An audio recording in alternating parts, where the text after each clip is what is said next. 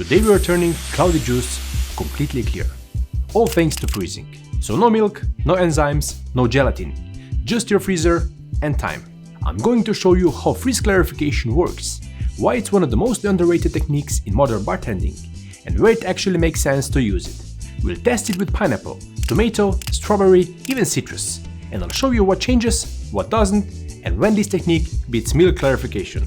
I've been experimenting with this a lot lately, especially for highballs, low ABV drinks, and even stirred cocktails. Stvar je dober? Ja. Ful dober.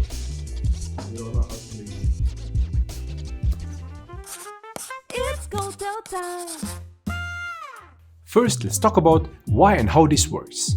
This is fresh juice, mostly water, with dissolved sugars, acids, aromatic compounds, and tiny bits of pulp and pectin, all mixed together. That's why it's cloudy. When you freeze it, the whole thing turns solid. It looks like one uniform block. But inside that frozen block, water forms ice crystals first. The rest, sugars, acids, pectin, solids, they freeze differently and stay suspended within that structure. Then, when you let it melt slowly, the clear liquid drips out first. The heavier solids stay behind. And that's the key. We're not forcing anything through a filter. We're letting the particles separate themselves. The ice and the solids are the filter. Because water freezes first, the early drip can actually be more concentrated in flavor. But if we let it all thaw, we get pretty much the same sweetness and intensity of flavor. Still fresh, still bright, just clearer. So that's the science behind it. But what does that actually mean for your drinks? Let's go through the pros and the cons. Clear drinks just look better, especially highballs, stirred drinks, and anything in a clear glass. No milk, no enzymes, no gelatin. Since we're not adding anything to the juice, the flavor stays true to the ingredient. No heat. We're not cooking the juice. That means the aroma stays bright and natural. Cleaner mouthfeel. We remove particles that weigh down the drink. The texture becomes lighter and more precise. Flavor control. Because water melts last, the first part that melts can be more concentrated, so you can control the intensity. Clean base. This becomes your base ingredient. From here you can adjust sweetness and acidity, or build fruit drinks around it. But all of that comes with a few trade-offs. First one being time. You need freezing and slow thawing. This is not instant. Lower yield, you'll also lose volume. The more pectin in the fruit or vegetable, like strawberry, the more solids stay behind. Space. You need freezer space. At home or in a small bar, that matters.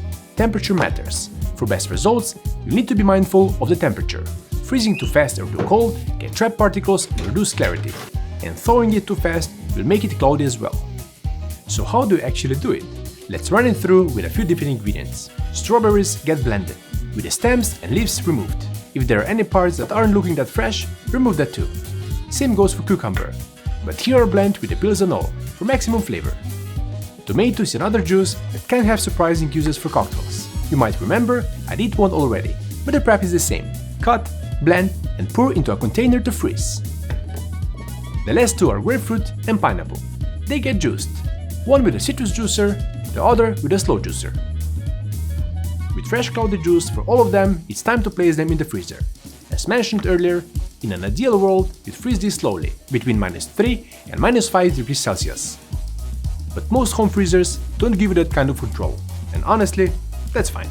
I'm using a standard freezer, and as you'll see, you'll still get really good, clear results with most of the juices. Once they're completely frozen, we move to the second phase, controlled thawing.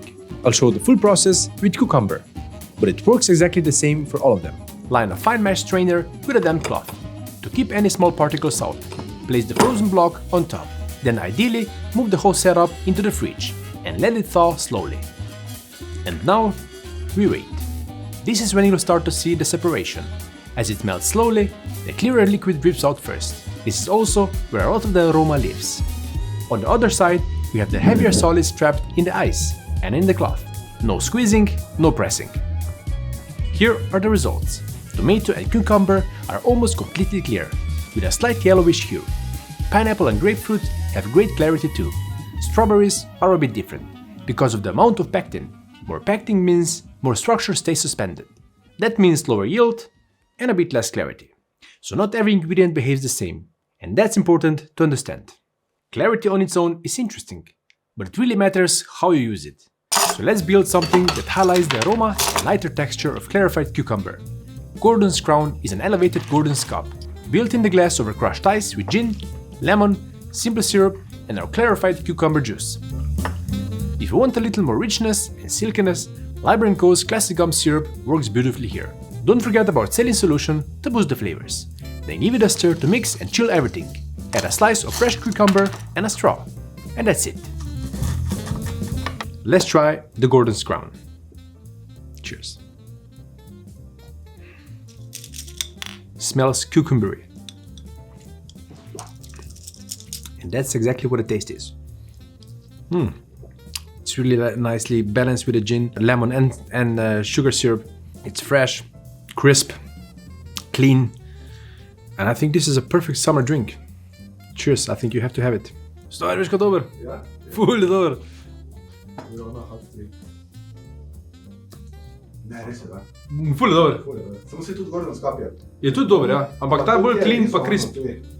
Cucumber shows how freezing affects texture. In the cryo concentration episode I showed how to use freezing to concentrate flavor, but you can let it melt all the way and add sweetness yourself, and acidity too. I built the flavor syrups and cordial calculators on jean-francois.com for both, and filmed the video for our Patreon supporters, showing how to make pineapple syrup and tomato cordial. Check that out through the link in the description.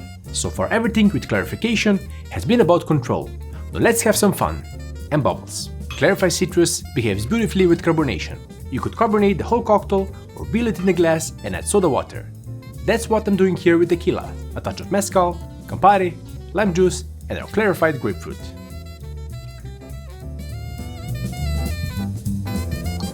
Add 2 drops of saline, top up with soda water and give it a gentle stir. If you want, garnish with a small circle of grapefruit peel, but if you don't have it, that's fine too. Let's try this reef on a Paloma.